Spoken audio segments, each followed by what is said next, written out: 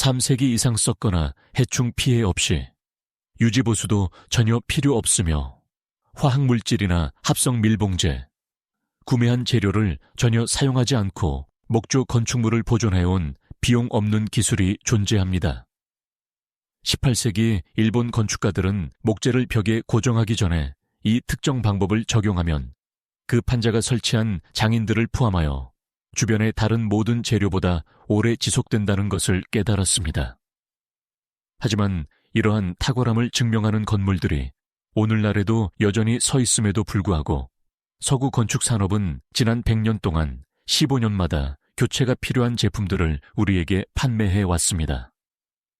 그렇다면 18세기 건축가들은 우리가 잊어버린 무엇을 정확히 이해했던 걸까요? 그리고 우리는 이 기술을 활용하여 우리 목재의 수명을 획기적으로 늘릴 수 있을까요? 함께 살펴보겠습니다.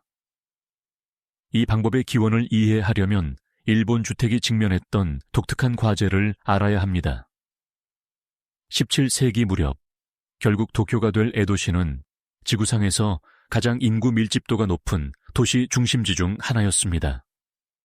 목조 연립주택, 상인 창고, 밀집된 주거지가 모두 목재로 지어졌고 모두 빽빽하게 모여 있었으며 늘 위험에 노출되어 있었습니다. 에도 시대 260년 동안 도시에서는 수백 건의 화재가 기록되었습니다.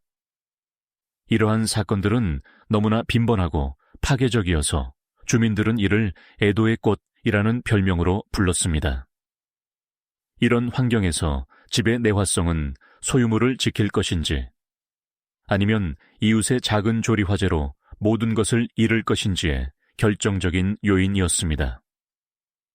의례 그렇듯이 사회의 가장 가난한 계층이 가장 큰 위험에 직면했습니다. 부유층은 석재와 회반죽 건축을 할 수 있었지만 상인 계층은 그럴 수 없었습니다. 그들은 목재로 지을 수밖에 없었고 이는 언제나 단 하나의 불꽃으로 모든 것이 파괴될 위험에 처해 있다는 것을 의미했습니다. 그러나 300여 년 전 화재가 전체 이웃을 집어삼키는 것을 막는 데 도움이 되는 기술이 등장했습니다.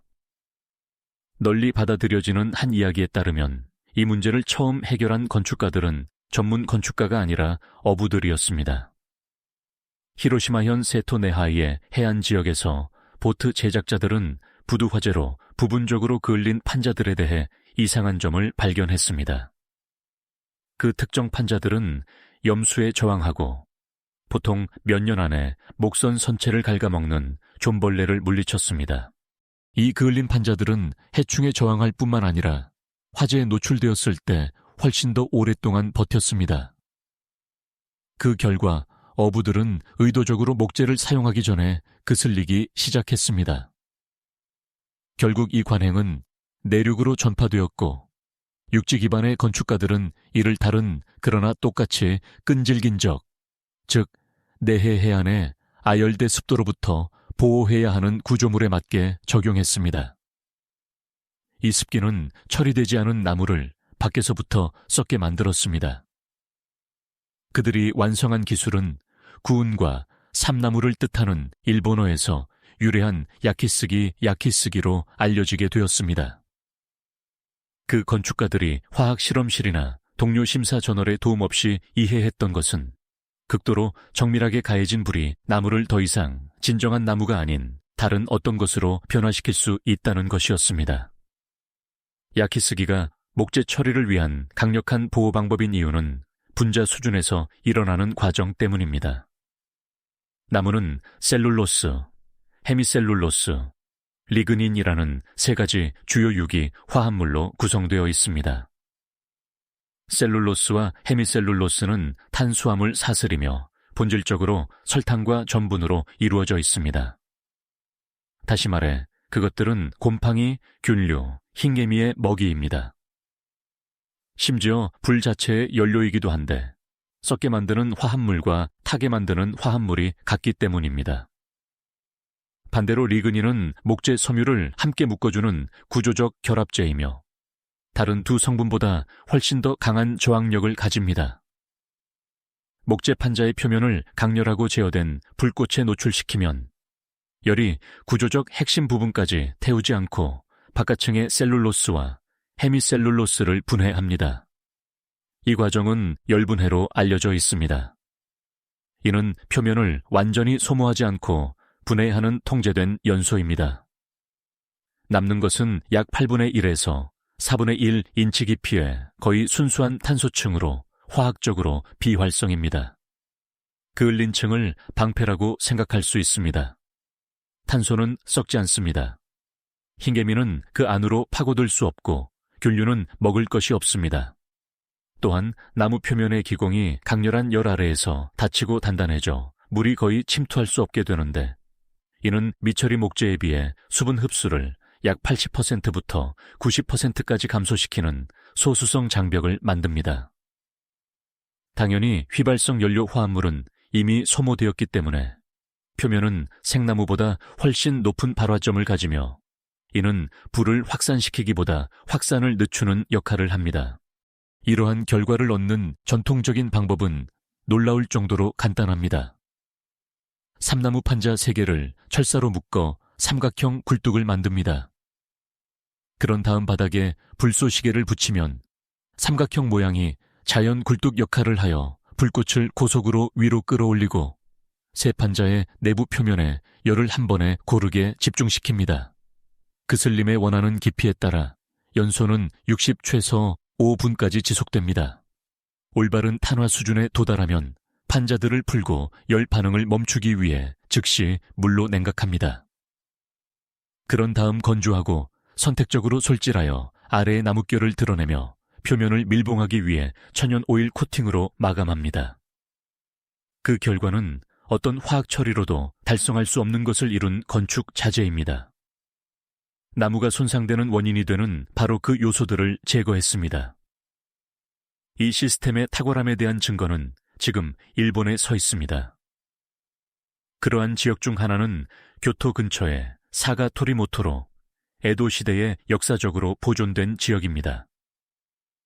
가장 오래된 구조물에 사용된 그을린 삼나무 사이딩은 거의 400년 동안 제자리에 있었습니다. 그것은 은빛으로 변하고 풍화되어 고요한 회색 녹청을 띠지만 그 아래의 나무는 썩지 않았고 구조적 무결성은 그대로 유지됩니다. 나라현의 호류지 사원 단지는 원래 7세기 초에 설립되었는데 목재 외장 일부가 탄화된 목재의 장기적인 내구성을 보여주며 이후 여러 세기 동안 발생한 여러 화재에서도 최소한의 손상으로 살아남았습니다. 이것들은 현대적인 복원이 아닙니다. 그들은 여전히 제 역할을 하는 원래 재료들입니다. 서구 시장에서 판매해온 것과 비교하면 그 수치는 무시하기 어렵습니다. 연구자들이 야키스기의 성능을 현대적인 대안과 비교했을 때 그 차이는 놀랍습니다. 실제 야키스기에 문서화된 수명 추정치는 최소한의 유지보수로 80년에서 100년까지 다양합니다. 지속적인 습도와 계절별 온도 변화가 있는 기후에서 서구 표준이 된 화학압력 처리인 CCA 처리 목재는 일반적으로 교체가 권장되기 전까지 15년에서 25년의 전형적인 주거 수명을 가집니다. 50년 동안의 비용 관점에서 보면 평방 피트당 8달러에서 14달러인 실제 야키스기는 총 비용 면에서 표준 삼나무 사이딩보다 저렴합니다. 표준 삼나무 사이딩은 50년 시점에 완전 교체하기 전에 5년에서 7년마다 2,000달러에서 5,000달러의 비용으로 전문적인 제도장이 필요합니다. 그렇다면 일본이 우수할 뿐만 아니라 더 저렴하고 오래가는 목재 처리 방법을 발명했는데 왜 서구 건축 산업에서는 아무도 이를 채택하지 않았을까요? 그 답은 1933년 손티 카메삼이라는 인도 화학자가 크롬산 구리 비산염, 간단히 CCA라고 알려진 목재 보존 공법의 특허를 받았을 때로 거슬러 올라갑니다. 이 공식은 구리, 크롬, 비소 용액을 밀폐된 원통 안에서 고압으로 목재의 세포 구조에 강제로 주입하는 것을 포함했습니다. 구리는 살균제 역할을 하고 비소는 살충제 역할을 하며 크롬은 두 화합물을 목재 안에 고정시키는 고정제 역할을 했습니다. 이 방법은 효과적이었고 결정적으로 산업 규모로 작동하여 수백만 보드피트 단위로 제조, 인증 및 판매될 수 있었습니다. 1950년대까지 미국 목재보존연구소와 관련 무역협회들은 CCA를 미국 전역의 국가건축법규에 채택하도록 성공적으로 로비했습니다. 이 법규들은 승인된 목재 보존을 화학물질 함량, 특히 어떤 화합물이 어떤 농도로 목재에 압력 침투되었는지에 따라 정의했습니다. 본질적으로 건축법규는 상당한 산업 영향력으로 화학 처리를 수용하도록 작성되었고 야키스기는 그 틀에 맞지 않아 제외되었습니다. 이로 인해 생성된 교체 주기는 부작용이 아니라 제품이었습니다. 유지보수 없이 100년 지속되는 건축 자재는 건축 자재를 판매하는 회사에게 단 한 번의 판매만을 의미합니다. 15년 이내에 손상되는 자재는 세서 5번의 판매 가치가 있습니다. 미국 목재 보존 산업은 처리 공장, 소매 업체, 재처리 서비스 중심으로 구성되었으며 이 시장은 2026년 기준 약 31억 7천만 달러 규모로 성장했습니다. 그러나 많은 사람이 전혀 알지 못하는 화학 처리 목재에 또 다른 중요한 비용이 있습니다. CCA 처리 목재는 무게 기준으로 약 20%를 차지하는 비소 화합물을 포함하고 있습니다. 연구에 따르면 CCA 처리 데크 아래 토양에서는 정상 배경 수준보다 10에서 20배 많은 비소가 축적될 수 있습니다. 환경보건단체들이 인용한 연구에 따르면 CCA 처리 놀이터 장비에서 매일 노는 아이들은 EPA 음용수 기준을 상당히 초과하는 비소 수준에 노출될 수 있다고 합니다. 플로리다에서는 이 문제 때문에 수십 개의 놀이터가 폐쇄되었습니다. 2003년 EPA와 목재 산업은 놀이터 장비, 데크, 울타리를 포함한 대부분의 주거용 용도에서 CCA 사용을 중단하기로 합의했습니다. 하지만 CCA는 산업 및 농업용 용도로는 여전히 표준으로 남아있으며 화학 처리를 중심으로 작성된 건축법규 체계는 조용히 유지되고 있습니다. 화학 처리된 목재의 대신 야키스기라는 천연 대안을 자신의 집이나 프로젝트에 사용하고 싶다면 그것은 가능합니다. 하지만 시작하기 전에 알아두어야 할 몇 가지 사항이 있습니다. 우선 야키스기는 전문 목재 판매점에서 구입할 수 있으므로 직접 만들고 싶지 않다면 그럴 필요가 없습니다. 직접 만들기보다 구매를 원한다면 서구 사회에서는 야키스기가 종종 쇼스기반이라고 불린다는 것을 알아두세요. 이는 올바른 용어는 아니지만 흔히 사용되는 명칭입니다. 정품 야키스기 제품은 전문 수입업체를 통해서도 구할 수 있으며 나카모토 포레스트리가 전통적으로 생산된 야키스기의 북미 최대 유통업체입니다. 평방 피트당 $8에서 $15 정도를 예상해야 하는데 이는 고급 삼나무나 섬유 시멘트와 비슷한 가격입니다. 비싸게 들릴 수 있지만 비용상의 이점은 구매 가격에 있는 것이 아니라 앞으로 수십 년 동안 지불할 필요가 없는 유지보수 비용에 있습니다. 더 작은 프로젝트를 위해 또는 직접 생산하고 싶다면 기본적인 소방안전 장비와 10%에서 15% 사이의 함수율로 건조된 목재만 있으면 전통적인 삼각형 굴뚝 방법이 가능합니다. 서양 적산목 웨스턴 레드시더은 전통적인 일본 삼나무와 비슷한 나뭇결 구조와 자연적인 부패 저항력을 가진 가장 접근하기 쉬운 종입니다. 균일한 탄소층이 형성될 때까지 불꽃을 표면 위로 고르게 움직입니다.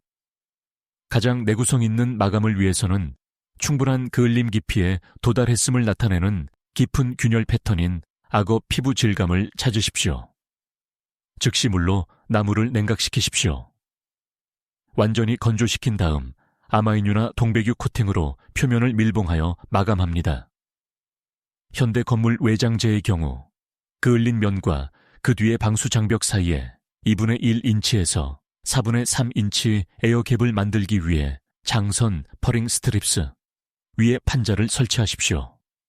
이렇게 하면 보드의 뒷면이 숨쉬고 건조될 수 있어 밀봉된 현대식 벽에서 문제를 일으키는 갇힌 습기를 방지합니다. 가장자리가 부서지기 쉬울 수 있으므로 스테인리스 스틸 패스너를 사용하고 구멍을 미리 뚫으세요. 오늘날 일본 건축가 후지모리 테루노부라는 사람에 의해 시작된 현대적인 부흥이 일어나고 있습니다. 그의 작업은 야키스기 분야에서 완전히 새로운 운동을 촉발했습니다. 그 결과 많은 현대 건축물들이 정원용 포드에서부터 주택 전체 처리, 심지어 상업용 건물에 이르기까지 이 오래된 방법을 채택하고 있습니다. 그러나 관료주의가 여러분의 집에서 이를 구현하는 가장 큰 장벽이 될 수 있습니다. 서구 건축법규에는 표면 탄화 목재에 대한 표준화된 성능 범주가 없으므로 허가된 프로젝트에 야키스기 외부를 승인받으려면 지역건축 부서와 협력해야 할 수도 있습니다. 야키스기는 삼나무 판자 3개, 철사 1조각, 그리고 통제된 불을 적용하면 나무를 영구적이지 않게 만드는 유일한 것들을 제거한다는 정확한 관찰에서 비롯된 과정입니다. 우리가 다룬 많은 것들이 거의 사라질 뻔했는데 작동을 멈춰서가 아니라 산업이 더 수익성 있는 것으로 옮겨갔기 때문입니다. 이 이야기가 세상을 짓는 데 사용되는 재료를 바라보는 여러분의 시각을 바꾸었다면 채널을 구독하고 좋아요를 눌러주세요. 우리는 현대 산업이 묻으려 했던 역사와 기술을 밝혀내는 데 전념하고 있습니다.